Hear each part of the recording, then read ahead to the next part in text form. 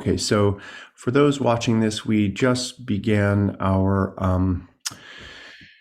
conversation on two paragraphs that are spanning page 160 and 161 on the theme of transgression. So those first two paragraphs under that subsection, and we didn't get the recording going until just now. So we just began our conversation on those paragraphs, and my apologies for that. I'm sorry for that. I hit the button and I thought it was on. That's okay, Carol. We got it now. Sorry. Thank you. I'm not sure who alerted us in the chat, but I'm grateful. Thank you. You might want to to share screen so that the people just joining now can see the text. Good idea. Okay, so for our first, as I'm speaking in response to your question, Carl, I'll just show this and then the next, so folks can freeze screen that if they need to read that.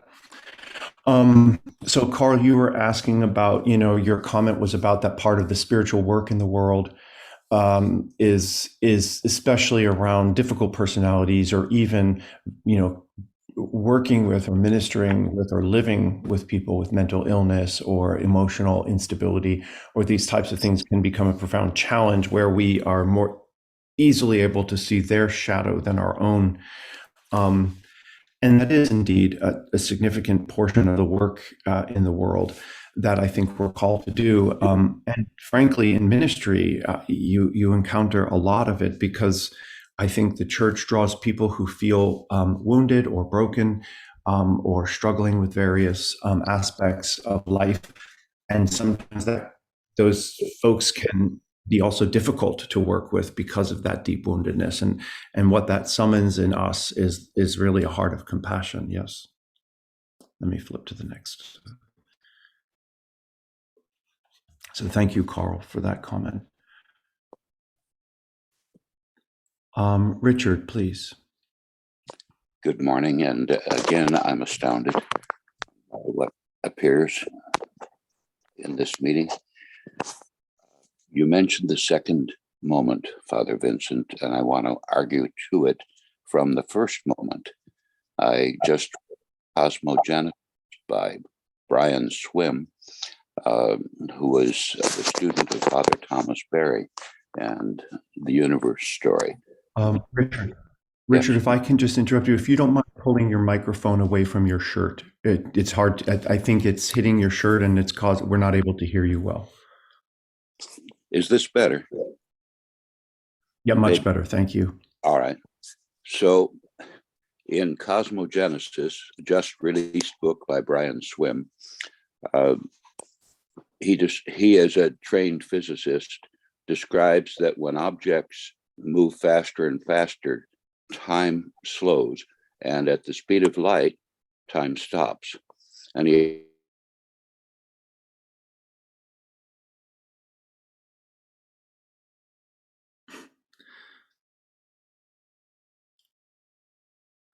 So it looks as though we lost Richard in that 2,500, fascinating 2,300 years ago, and that brand new, as the song goes, fresh from the word. Praise for the moment, praise for the morning, fresh from the word. That every moment, the first moment, is brand new and fresh, and we participating in that first moment are within Christ.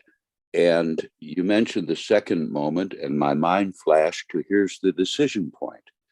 Here's where I can choose to remain in Christ, or to judge, or to make enemies externally, to make enemies within myself and externally. And that between the first moment and the second moment is the whole world. So your second moment comment, I don't know if that's what you meant, but that inspired this little riff. Thank you. Thanks, Richard. We did lose you there for just about 30 seconds or so, so I might have missed some of what you said. But the first and second moment that I'm referring to is the realization that even though it's like one page in a really long collection of books that we call the Bible, there is, original innocence. There is the Imago Dei. There is humanity in union with God.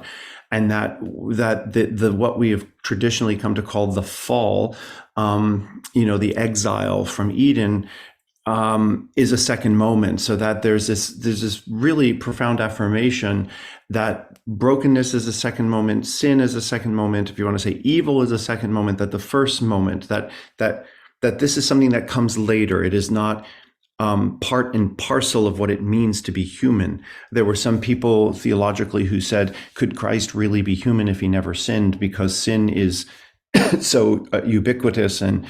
But the clear theological response is, yeah, but it's a second moment, where that Christ is that pure human being, and there is this possibility to be fully human. In fact, we are most fully human aside from that second moment. And so everything is a restoration of Eden, a restoration of that imago Dei, that membership in Christ's body that we strive for, to bridge the gap between who we are and who we were made to be. And that's, a constant reiterated theme we have to come back to in our spiritual lives, because it's not linear, it's cyclical. Thank you, Richard, for that the comment. And good morning, Michael. How you doing? Good morning, Father Vincent. Hello.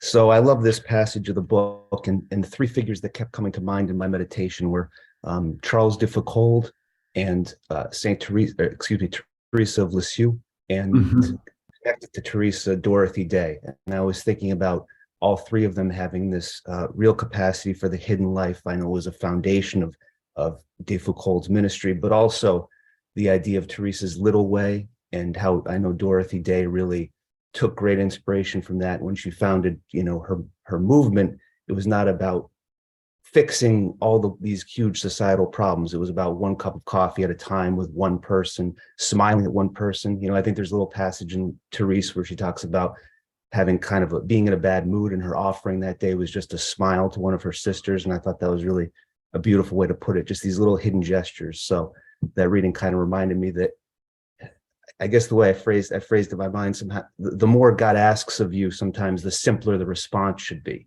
the more in the simpler and humbler. So I don't know, just some things that this brought to mind.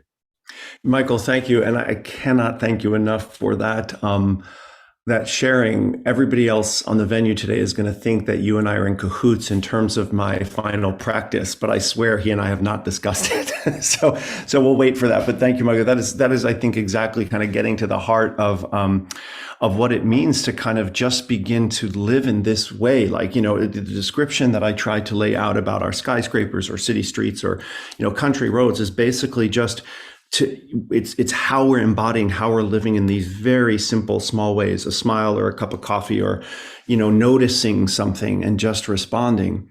I saw on some documentary, an experiment that was done where people going into interviews run into an individual, say in the hallway of this skyscraper, and they're going up to the 50th floor or whatever, and they plan. It's a fake interview. The person, of course, doesn't know that. And they plan to have somebody in the hallway bump into them and spill coffee on them and get really rude with them and obnoxious. And so the person gets on the elevator and they're just fuming mad, and then they have two angles. So in one group of people, when they get out of the elevator and go in the office, the person at the front desk is really persnickety and short and terse with them and really rude. And they go into the interview with that kind of mentality of these two. And in the other set of people, the same thing happens in the lobby, but the receptionist is really sweet and nice and complimentary. The difference in the quality of those interviews is night and day. Mm-hmm. And all it took was just one or two obnoxious people. But the idea is how that second person was able to shift with just that smile, that kindness, that person out of that really sour mood in dramatic ways. And then the interviews are just, they film them secretly, and they're just so different. So it shows you the power of exactly what you're saying, that you can really transform someone's day, someone's disposition, and then how that gets passed on to the next person is actually quantifiable, right? So it's no small thing. So thank you. I appreciate it. Amen. Thank you. Amen. Thanks, Michael. Hey, Christine, how you doing? Good morning. Fine. Good morning. Good morning, everyone. I love that second page. What you write there is so beautiful, and I think that stance, that way of being,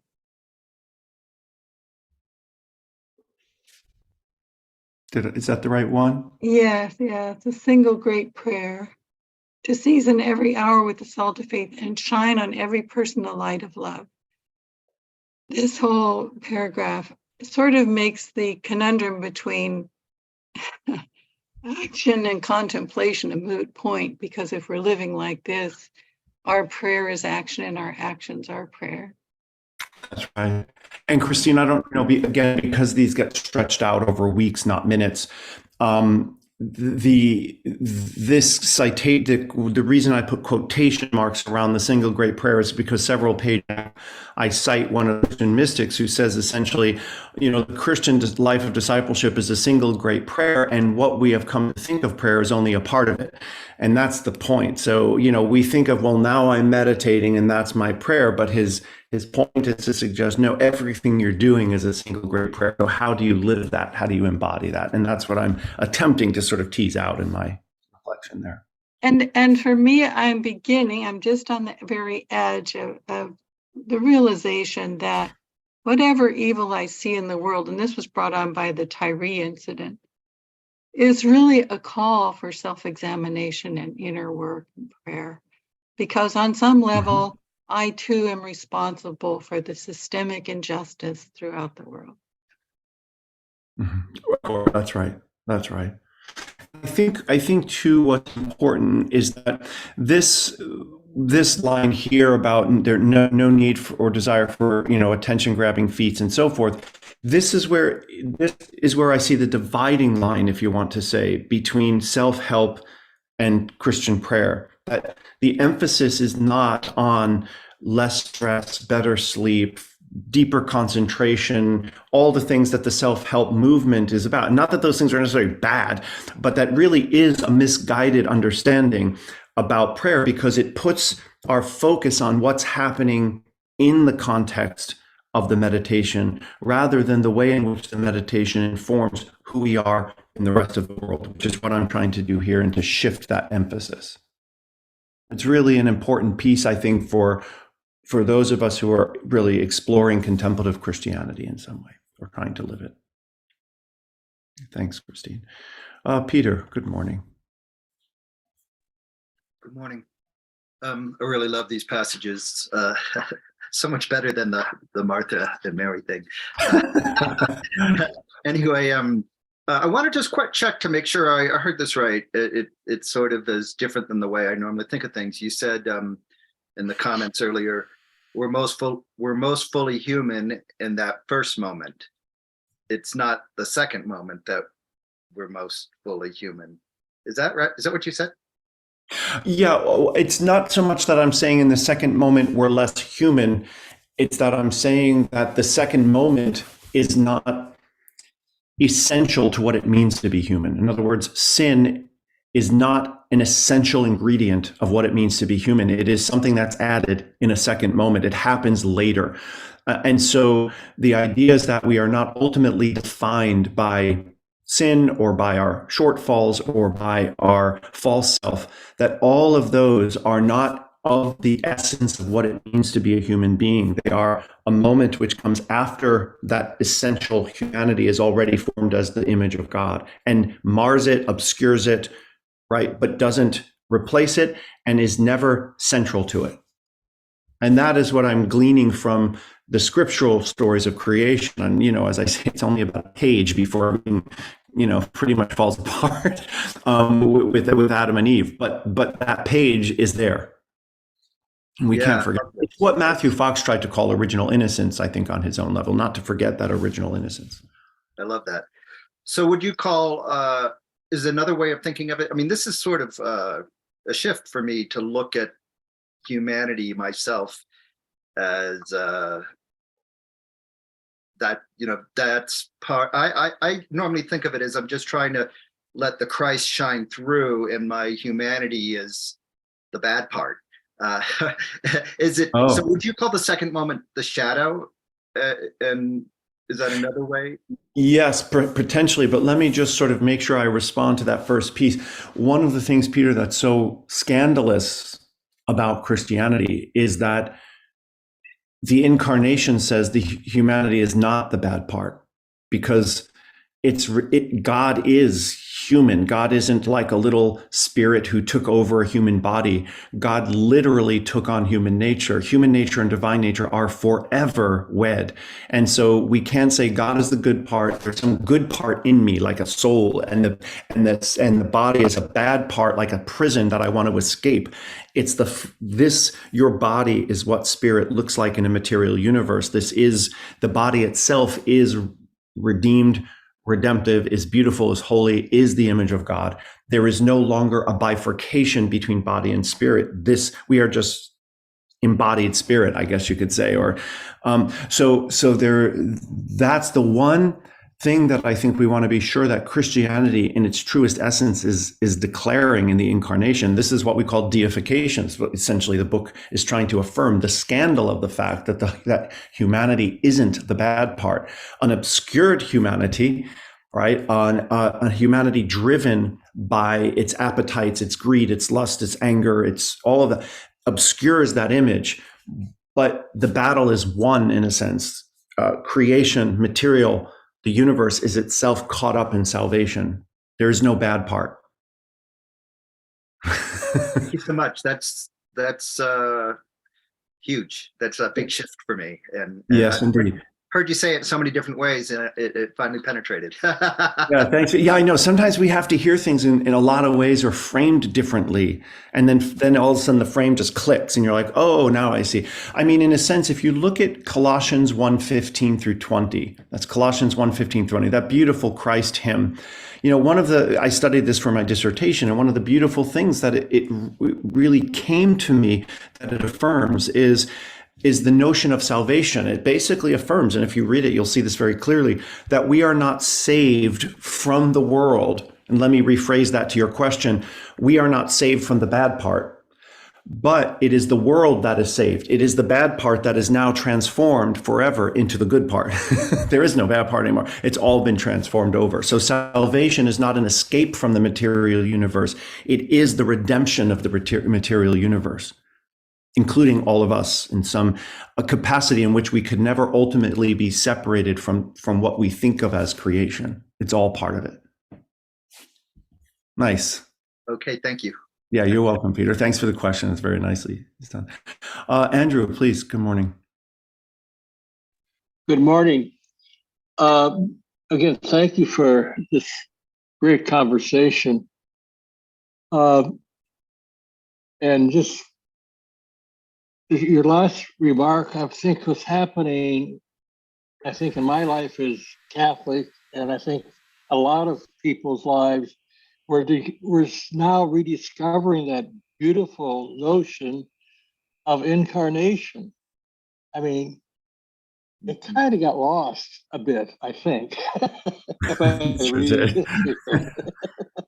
Anyway, that's not my point is I'm almost got 81 years in of life, and I'm a retired Catholic priest, and I live in a senior living situation, complex, independent living.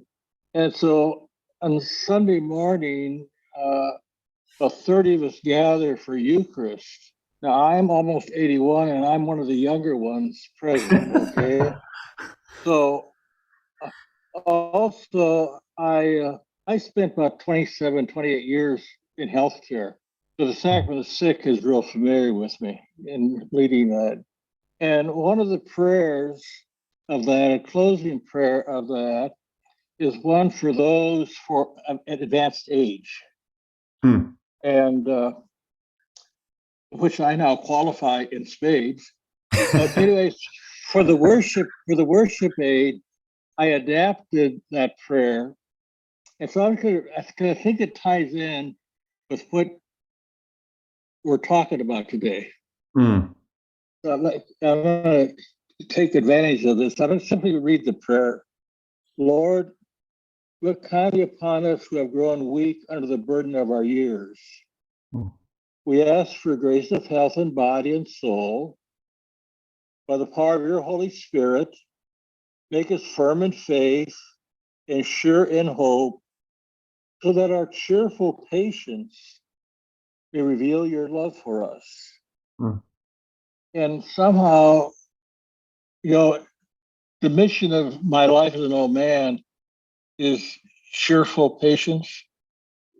And that's what reveals God's love. Mm. Kind of, let's just pass that on for what it's worth. But thank you. Thank you for that, Andrew. That is beautiful. Cheerful patience. There's a ministry right there. Thank you so much. No, that's a mission. That's a mission.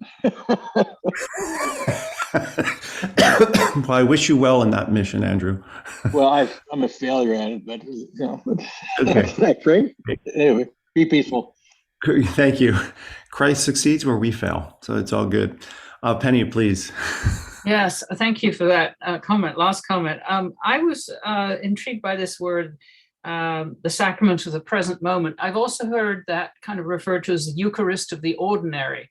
And I'm sure that language is not original to me and must have picked it up somewhere. But I think it's saying the same thing, that every ordinary thing is part of what we offer in this, every action. That it is a Eucharist, it is a celebration, a brokenness and a celebration. The discussion we're just having about infinite patience and the cheerful patience is personal to me, because right now I'm dealing with a longtime friend who lives in Canada, who is clearly living alone, and she is obviously suffering from dementia. She calls me all the time and doesn't remember that 2 days before she called me and we went over the same thing. And I found myself last night, and looking at the number that came up, I thought, oh, here she is again, and decided not to pick it up. And it troubled me, because of course she needs a lot of compassion, and I should have infinite patience. But when dealing with clear mental illness, that she has no memory of any conversation we had about these topics and her situation, it's kind of, in my humanness, I realize that sometimes we do have to put up boundaries when we are absolutely unable to help in any tangible way. But then helping just by picking up the phone is probably something I need to be able to do. So I think it's, this cheerful patience. God's love is infinite. I'm not sure mine is infinite.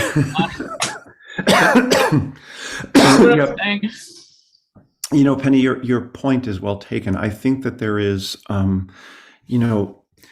there's the ideal that we can posit as we're talking about here, and then there's the reality of how we can and do fall short, or more just that sometimes situations are so complex that it's not a simple yes or no, or when do I establish a boundary and when does it fall to the other person to do their own inner work. And there's like so much that muddles, in a sense, the capacity to live this perfectly.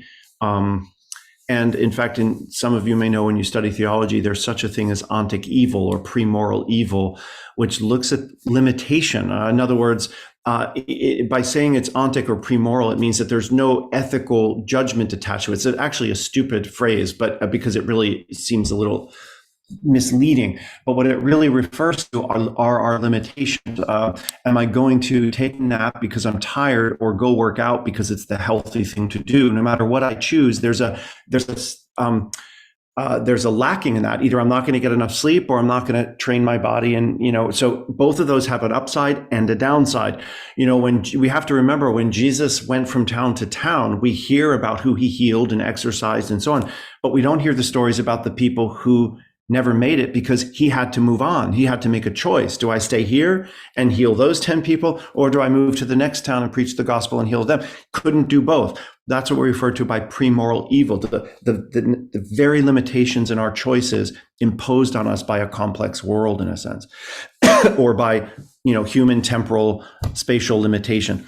So I just want to encourage you all to not be unrealistic about what it means, and to at least bring yourself to that reflection. When do I pick up this phone and when don't I? And when am I responsible for creating a boundary? And when am I being called outside of my comfort zone to have a conversation this person is not even going to remember because it's the compassionate thing? It's a tough call. Right? Thank you, Penny. I appreciate the complexity you've introduced. David, please. Can you put the second reading back up again? Of course.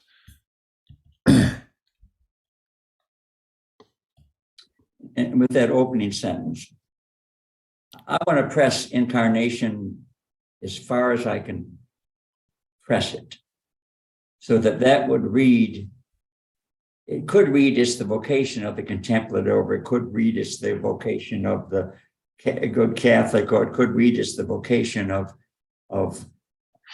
Christians. But I want to press it to say it's the vocation of every human being. Mm. To embody a single great prayer, to press incarnation that far.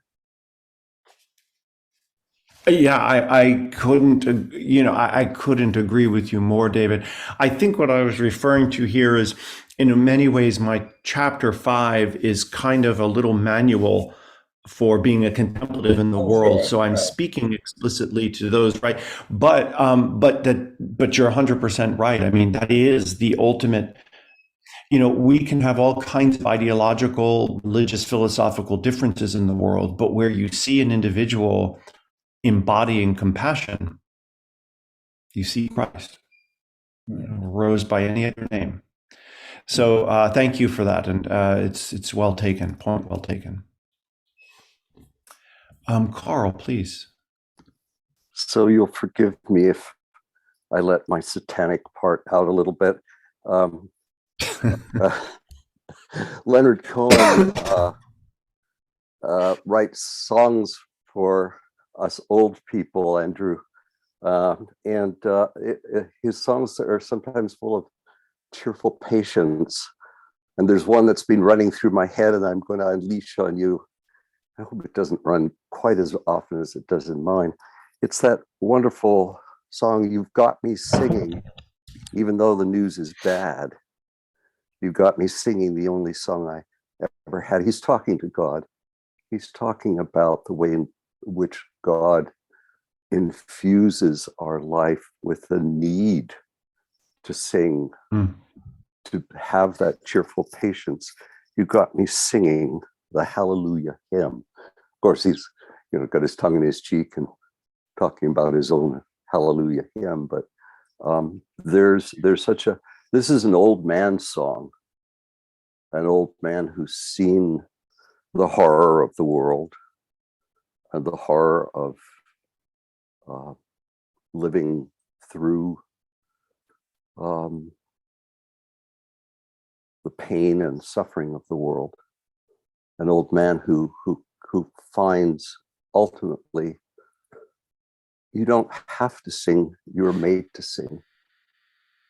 And that singing embodies Christ in the world. Beautiful, Carl. Of course, I'm too young to know anything about that, but probably. But to your point, as you're saying that, that's actually a very beautiful reflection. As you're saying that, I'm reminded of your day is coming. The prayer of Jeremiah. Say that? Yeah, no, I know. I'm already at the young part of old. I think I figured that part out now.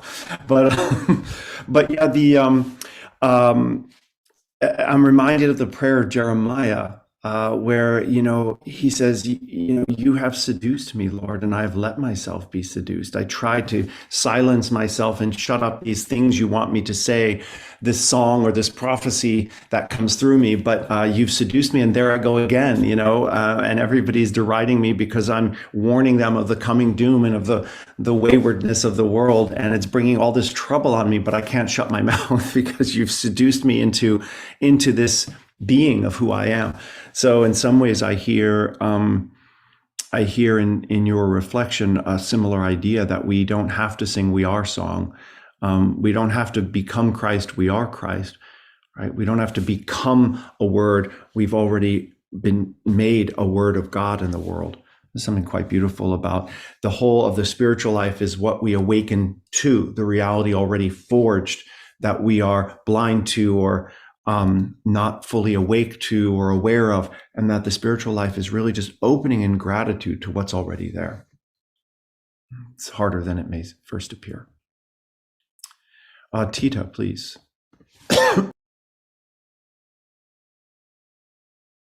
Thank you. I just wanted to mention briefly living in the world, that someone once mentioned that sometimes ending world hunger is simply sharing half your sandwich. And, just the action in the daily life of living to embody that, and it may be as simple as that.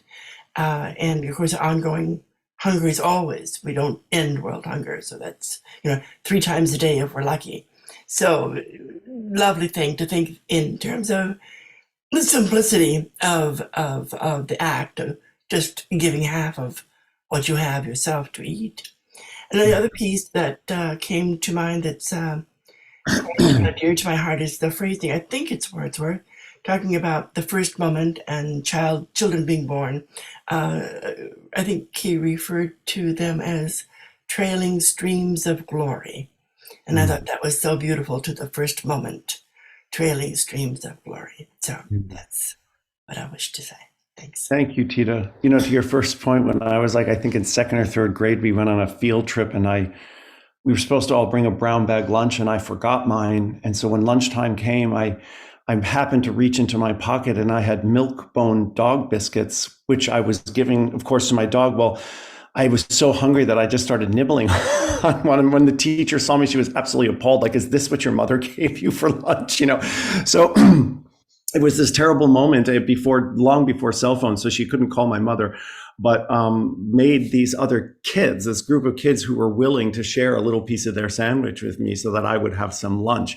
But it's a profoundly embarrassing experience, I'm sure, for my mother too, when she got a call from the teacher inquiring why I was eating dog biscuits for lunch.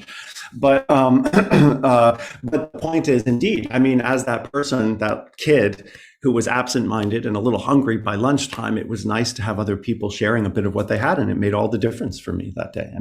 So there's sort of a parable there, I think, for the larger picture you're referring to. And thank you, Tita, for that. Any other questions before we move to our practice for today? And then maybe we can share a bit about any practices you brought forward. Okay, so we're moving into this section then on discipleship, on incarnation as transgression. Of course, I'm trying to be a little provocative there. So as we read through, you'll see what I mean by that, and how modeling Christ as a contemplative, there's a transgressive nature to that, a kind of holy transgression, as it were. But let me go ahead then and share. And Michael, I have to tell you how funny I think this is. Here we go. Okay, so for your contemplative practice, take your contemplative practice out into the street. Start a contemplative revolution in your neighborhood, by which I mean sit quietly on a park bench and smile by anyone who passes by and see what happens. There it is. Couldn't make it up. So thanks, Michael. The police may show up. Right, exactly. Yeah, right, exactly. Wondering what you're smoking or what have you. But that I wrote that in relationship to this sort of new section, because even to Tita's last point about a half a sandwich, we gather what little we have, we share, we smile. We can really change the inner disposition. Remember that movie, now probably 15 years old, to Pay It Forward? There's a degree to which you really can shift or change someone's disposition in the world. And that can then have these wonderful effects of moving forward.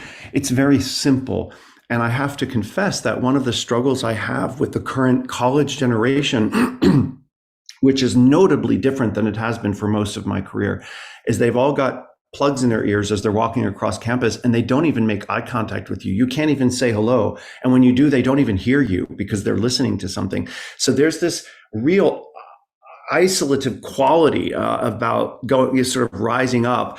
And for whatever benefits all the technology has, it concerns me because there's just this lack of just human smiling at one another, and how that can really make someone seem heard and seen and understood. So give it a shot. Do your meditation on a bench and smile. So let's see where that gets us. Okay, so our lesson then for today that we could discuss anything you might have done over the course of the week. In your meditation this past week, notice desires without judgment. As each desire surfaces in your heart, gently look at it with the eye of your heart and then put it aside. And then to note, does the list end, or where does it end? Or just do new things keep coming up? Is it like that conveyor belt in I Love Lucy where the chocolates just keep coming, or is there some end to to that? So that was the question challenge. And if anybody's taken me up on just sort of doing that work, I'd love to hear from you if you're feeling up to that.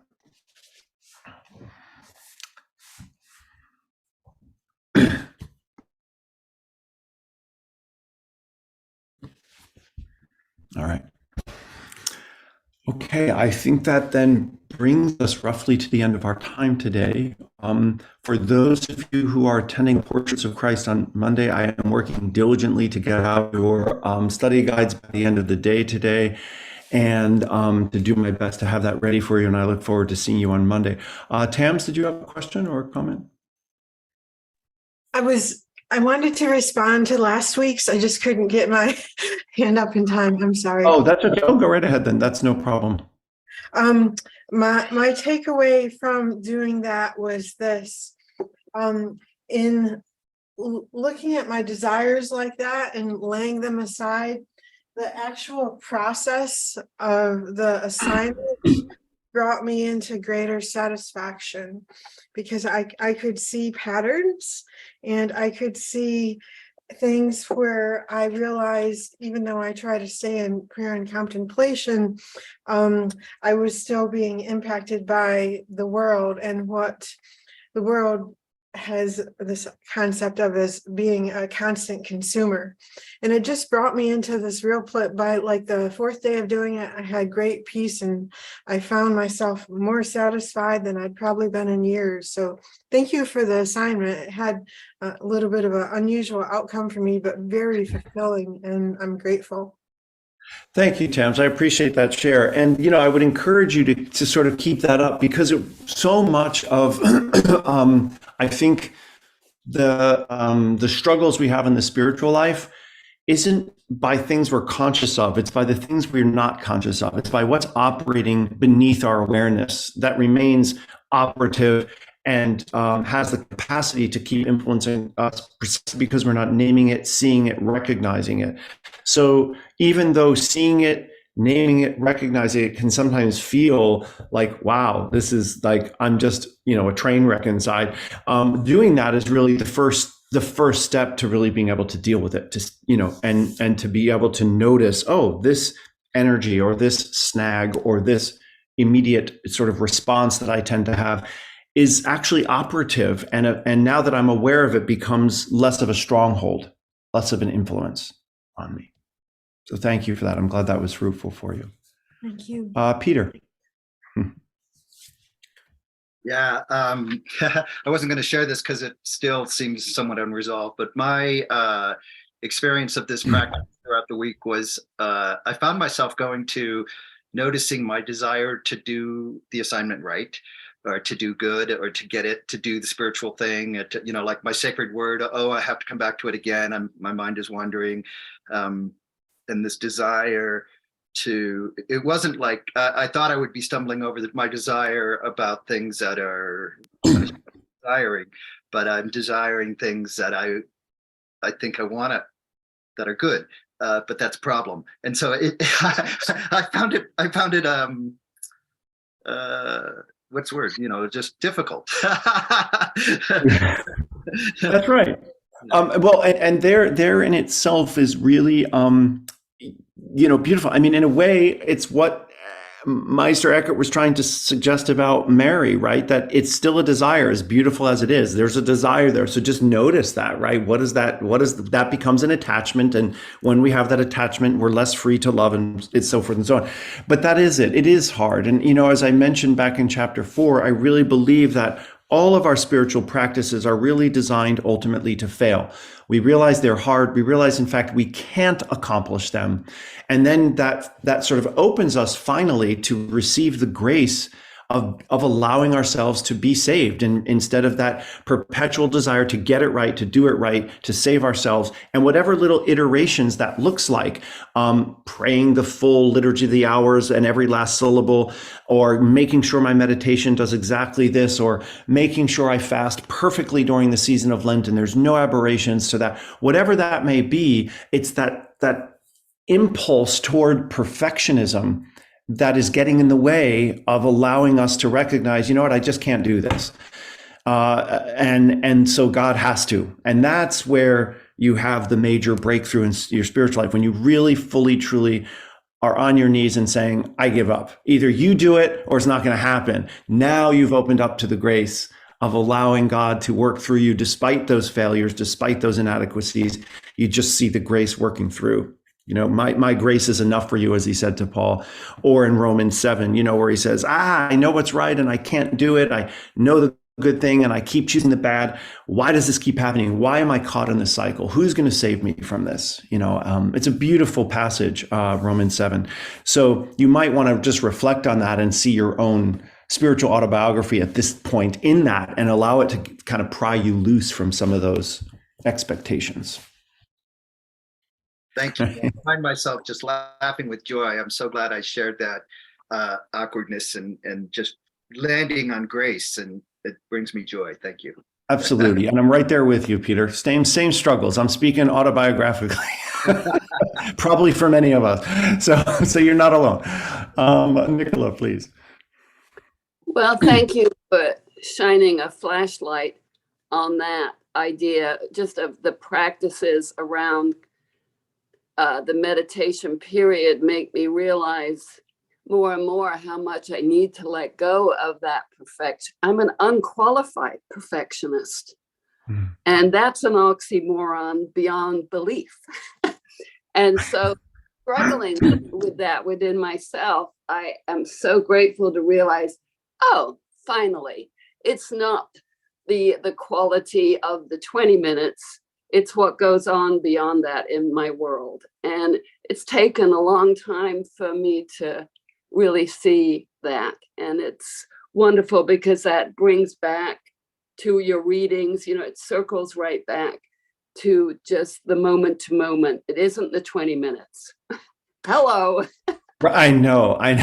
They're so central, right? But we keep focused, because notice that when we're focusing on my experience, I mean, one of the things that I think that has infected, if you will, the modern contemplative practice among Christians, and probably just about everybody else, is sort of frankly, the disease of experientialism, right? That it's all about my experience. And so what am I experiencing in prayer? Well, that becomes it's almost like, you know, spiritual FOMO, you know, fear of missing out. It's like, wait a minute, why did they have this experience of light and I'm just like in dry, boring, desolate darkness? It's like, that sucks. Like, what's wrong with me? All based on experientialism, right? And you have, right? So it isn't about experience. That's the whole point. What you experience in prayer is practically irrelevant. There are a few things we might want to look at, you know, distractions that are repeatedly the same distraction, like having a reoccurring dream. Your subconscious is saying, pay attention to this, as opposed to the brain junk that normal distractions are. So being able to discern that, understanding that if there's something duplicitous and really, you know, conflictual within you on an ethical basis, or something that is inconsistent, you might feel, you know, a persistent sense of disconnect or whatever. You have to tend to that. But mostly what we're experiencing, as it were, is irrelevant.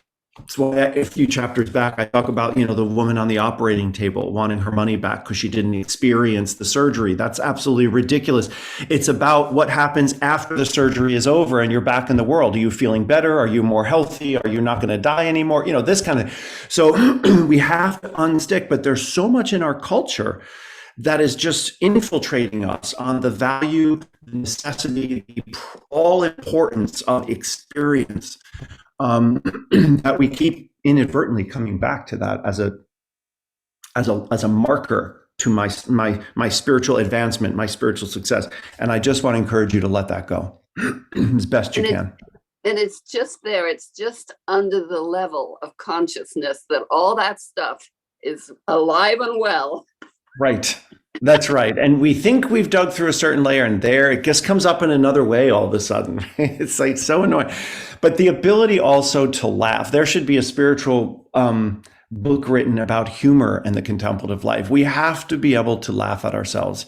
We cannot take ourselves too seriously. The beautiful thing about teaching meditation in a group setting is you realize, you're unique just like everybody else, kind of thing. You know what I mean? Like, it's like this sense of like, wow, I thought I was the only one and everybody else is so calm and peaceful. And meanwhile, they've got their own demons right beneath that veneer that, you're not seeing, because all you're seeing is the serene surface, but it's all there. So you realize when you learn this in group and community that we are all so alike. We are so alike. What's that? Connected even. Yeah, exactly. Yeah. And that there's really very little that goes on in your head during your meditation that the rest of us don't know or haven't experienced or aren't struggling with. And that's kind of a relief. It's like, oh, thank God, I'm not the only person who thinks I'm insane right now. But so this is kind of, the beauty of community in Christianity for sure. And this kind of practice. If you go it alone, a lot of people, and if some of you here may have known that, if you've attempted to enter into the world of contemplative practice through a book and you have no mile marker or measurement, it's easy to get a sense of, feeling defeated at your inability to meditate because you're using all the wrong markers, all the wrong measurements based on this experientialism. So thank you for shining light on all of that. Thanks, Nicola, and thank you too. I appreciate it. Thanks. So bear in mind that whenever I share these, what I think are insights or what I hope are insights, it's not because I've now risen above them. It's because I'm still quagmired in all of them with the rest of you. So never mistake me for assuming that I've gotten anywhere linearly beyond what most of us are also still grappling with. Tita, final comment? Absolutely, simply a comment. That was an amazing sequence. Thank you. You're welcome. Oh, thank you. Is that all? Oh, thank you for saying so, Tita. I appreciate that. All righty. So just, folks, hang in there. Whatever is going on experientially, just let it come through that smile. Remember, this was that beautiful book written posthumously by Mother Teresa. She was smiling that light of Christ in the world, but in her letters to her spiritual directors over and over again, she said, there's nothing behind it but darkness, but emptiness, but suffering, but questioning. A terrible dark night she was enduring, but that smile came through. And, she was asked by one of the people who lay dying in the street that she was just giving a cup of cold water to, that she was just being with. And he says, why are you doing this? And she said, because I love you. I mean, talk about just beautiful bringing the contemplative life into the world. And it had absolutely nothing to do with interior experiential consolations or visions or locution that she was experiencing in her prayer. There was nothing for decades but darkness that she grappled with. And as you probably know, at the end of her life, her spiritual director said, you asked to suffer as Christ suffered.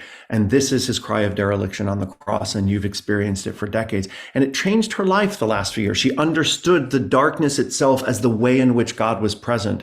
And because she spent years not wanting others to know that darkness, she became the light for them. I mean, you can't ask for a more beautifully transformed life. And it is nothing beyond our grasp to sit on a park bench and smile at somebody who just had a really bad interview could change their day, ultimately their life. Don't underestimate the, like I say in the, the thing, to be salt. Salt, works by, in a sense, dissipating. Yeast too, by disappearing. So there's a sense in which we disappear and just let that light shine, and don't underestimate the transformative power of that. It's not nothing. Yeah. All right. So go out and be salt, be light, be yeast for the world. And God bless you in the week ahead. In the name of the 3 in 1 and 1 in 3. Amen. Thank you all. It's a pleasure to be with you. I look forward to seeing you on Saturday.